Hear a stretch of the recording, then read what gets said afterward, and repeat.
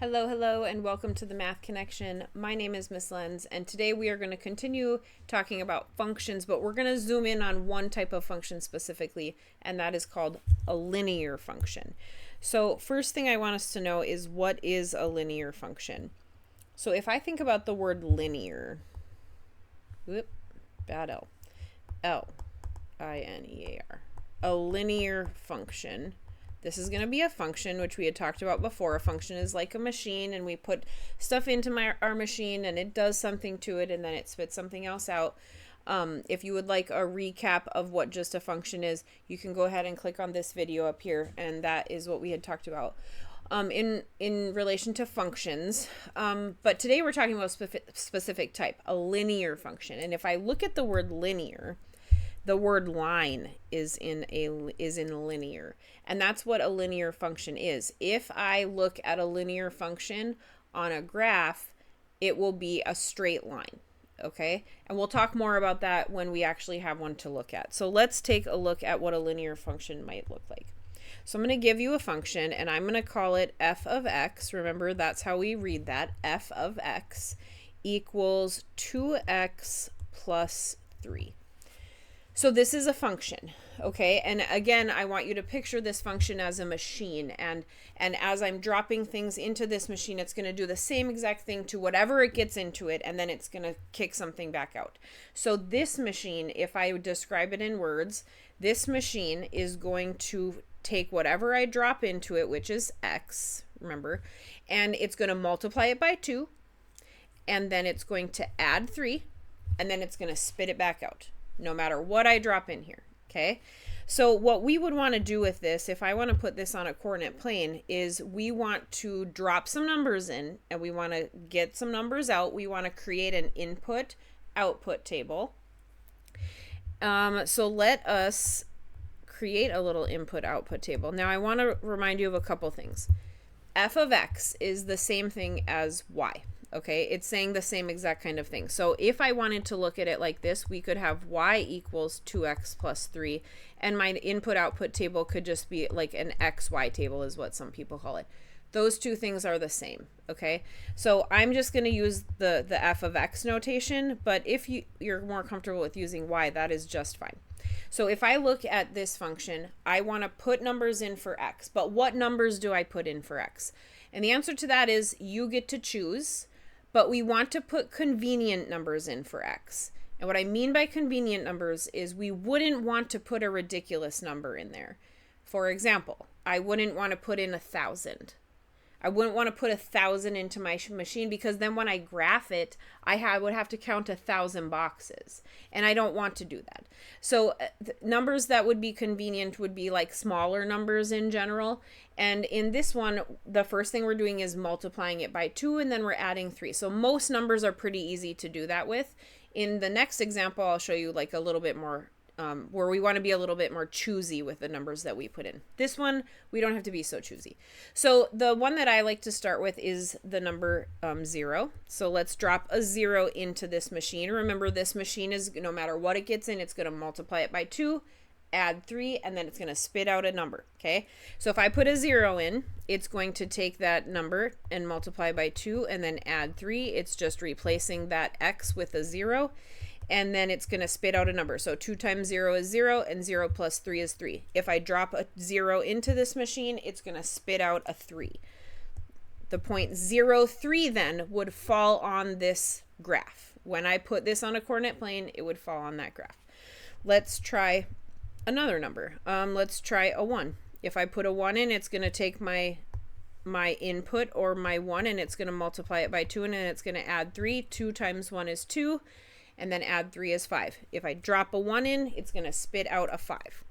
So the point 1, 5 is going to be on the graph of this function. Let's try a 2.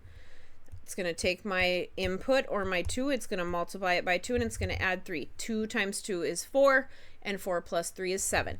If I drop in a 2, it's going to spit out a 7. Okay, now let's also get some negatives in here. Okay, so let's try a negative 1. If I put a negative 1 into this machine, it's going to take that times 2, and then it's going to add 3. 2 times negative 1 is negative 2, plus 3 is a 1. If I drop in a -1, it's going to spit out a 1. And let's also try a -2. 2 times -2 plus 3. 2 times -2 is -4, and adding 3 is a -1. So now that I have all of my numbers in my input-output table, I'm actually not going to say all. Remember, when we talked about functions before, we said that these are not the only numbers that would go in my table. I can drop any number in. We talked earlier, we wouldn't want to drop 1,000 in there because then that's hard to graph. But could I drop 1,000 in? Yes, I can go all the way up as high as I want to, and I can also go as low as I want to into the negatives. We can put whatever we want in here. We could also put fractions and decimals in here if we wanted to. That's just inconvenient to us, so we wouldn't want to do that. So now that I have my input-output table, I am going to just grab a coordinate plane, and we are going to graph it. So here is my coordinate plane, and let's put our points on this coordinate plane. So our first point is the point 0, 3. So 0, 3 goes over 0, but up 3, 1, 2, 3, right there. Second point goes over 1, up 5, right here. Over 2, up 7. If you'll notice what happens, it looks like they're lining up. And what we said is that these should form a line when we graph it. Linear. It has the word line in it, okay? -1, 1. Oops. And -2, -1. And again, if you look at those, they all form a straight line. What would happen if I had all of these lined up and for some reason my last point was like down here? I know that I did something wrong, okay? All of the other ones lined up. This one should line up too. We would need to check our math on that one. These ones all lined up, and my last step is to draw in my line that connects all of those points. It's not very straight, but imagine that it was. This is a graph of that linear function, okay? Another thing I want you to notice is how fast this line is going up. It's going up. I'm going to do this in red. It goes up 2 over 1, up 2 over 1, up 2 over 1, up 2 over 1. It's constant. It has a constant rate that it's changing. It's going up and over the exact same amount every single time. Up 2 over 1, up 2 over 1, up 2 over 1. That number is constant, okay? And that's what makes it linear. That's why it forms a straight line, because it's constantly going up and over the same amount, up and over the same amount, up and over the same amount. And we will talk about more about what that means in a subsequent video. Okay, so this is a linear function. It formed a straight line when I graphed it, and in order for me to graph it, one way is to make this input-output table, and that's the only way we're going to focus on in this video. Let's try another one. This time I'm not going to use function notation. I'm not going to use f of x. I'm just going to use y. Y equals 1/3 x plus 2. Y equals 1/3 x plus 2. So we're going to do the same thing in this one. We want to put numbers into this machine and see what comes out of this machine. So we're going to get a little XY or an input-output table ready. And in this one, we want to be picky with the numbers that we're putting in. We want these to be convenient for us.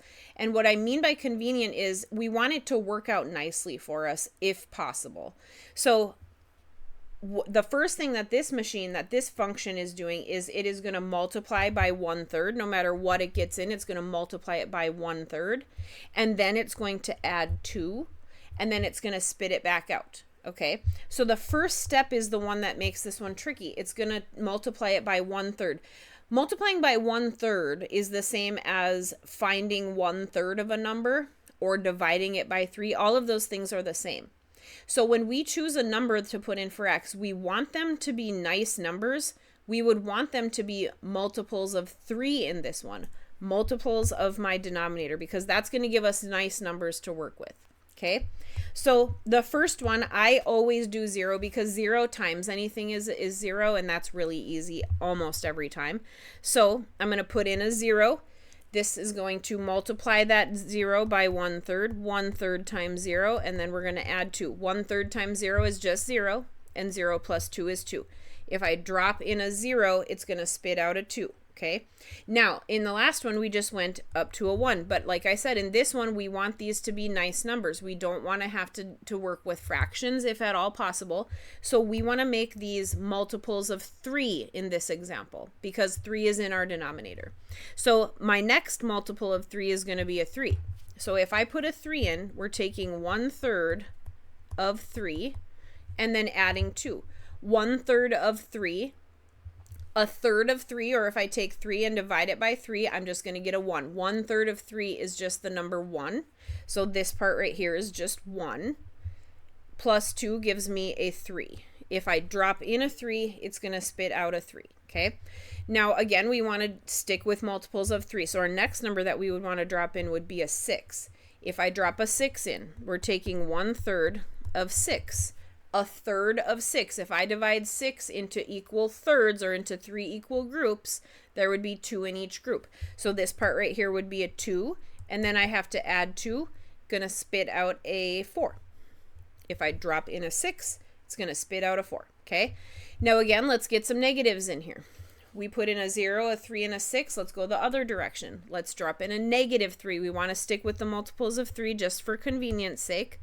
If I drop in a -3, 1/3 of -3, and add to 1/3 of -3 is going to be a -1. If I divide -3 into 3 equal groups, they'd have -1 in each group. So this part right here is a -1, and then add 2, this is going to spit out a 1. I drop in a -3, it's going to spit out a 1. Let's try a -6. 1/3 of -6 is going to be same exact idea. It's going to be a -2, and -2 plus 2 is going to give me a 0. If I drop in a -6, it's going to spit out a 0. Now we have 5 points that would lie on the graph of this if I was to graph it on a coordinate plane, which is going to be my next step. I want to put these points, these pairs of points, on a coordinate plane. So let's grab a coordinate plane and let's graph it. All right, my first point is the point 0, 2. It goes to the right and left 0. It goes up 2 right here. 3, 3. It's going to go over 1, 2, 3, up 1, 2, 3 right there. Over 6, up 4. 1, 2, 3, 4, 5, 6, and up 4. And then -3, 1, 1, 2, 3, left 3, and up 1. And then -6, 0, 1, 2, 3, 4, 5, 6, and it goes up 0. And again, if these points don't line up, then we know that we did something wrong, okay? So my last step is to connect those points, and there is a graph that represents that function. It represents all of the numbers that I could put in and then the corresponding numbers that would come out. And again, there is an infinite number of points that would lie on this line. There's an infinite number of numbers I could drop into this machine and then see what it would kick out. We can put anything in there, okay? And these are linear functions because they form that straight line. And again, in this one, if I look at that rate of change, this one goes up 1 over 3. Up 1 over 3, up 1 over 3. It does the same every time, and that's what makes it linear. There's a constant rate that it is changing at, okay? Thank you for watching this video on linear functions. There's going to be several more linear function videos. If you would like to watch any of those are right over this way.